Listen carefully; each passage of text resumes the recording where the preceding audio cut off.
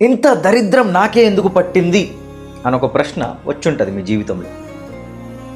For example, మీరు గ్రౌండ్లో కూర్చున్నారు, ఏమీ చేయట్లేదు, ఒక బాల్ వచ్చి మీ మొహంలో తగిలిసింది. అయ్యో ఏంటి దరిద్రం అనుకుంటాం. ఇంట్లో కూర్చుంటాం, సడన్గా ఒక డబ్బా వచ్చి పడుతుంది, ఏంట్రా బాబు ఈ దరిద్రం అనుకుంటాం. ఎంతో ప్రయత్నిస్తాం, ఒక జాబ్ రాదు. కొంతమంది ప్రయత్నించకుండా జాబ్ వచ్చేస్తుంది, ఏంటి ఈ దరిద్రం అనుకుంటాం. కానీ వాస్తవంకి ఇది దరిద్రం కాదు. ఇక్కడ కూడా మనం కృష్ణుడిని చూసుకోవాలి.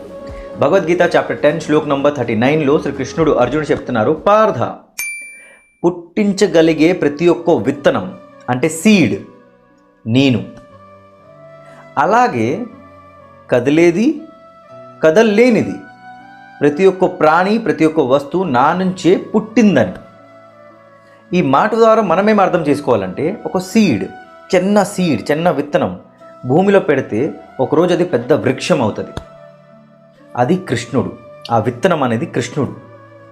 సో మన జీవితంలో నేనే అన్ని చేస్తున్నాను అని అనుకోవడం తప్పు. నేను సాధించాను, నేను గెలిచాను, నేను ఓడిపోయాను అని అనుకోవడం తప్పు. ఎందుకంటే మనందరం పపెట్స్, టాయ్స్.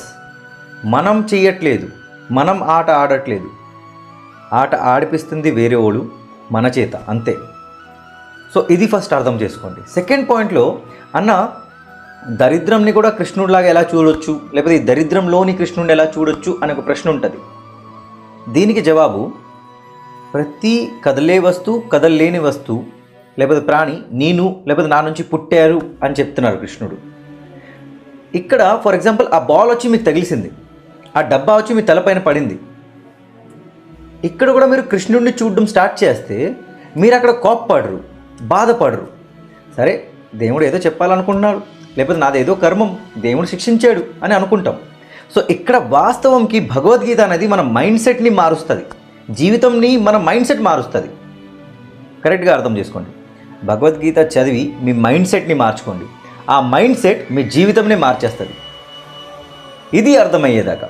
జయ శ్రీకృష్ణ, హరే కృష్ణ, రాధే రాధే, జయ జగన్నాథ్. యచ్చాపి సర్వభూతానాం బీజం తదహమర్జున న తదస్తి వినా యతస్యాం మయా భూతం చరాచరం.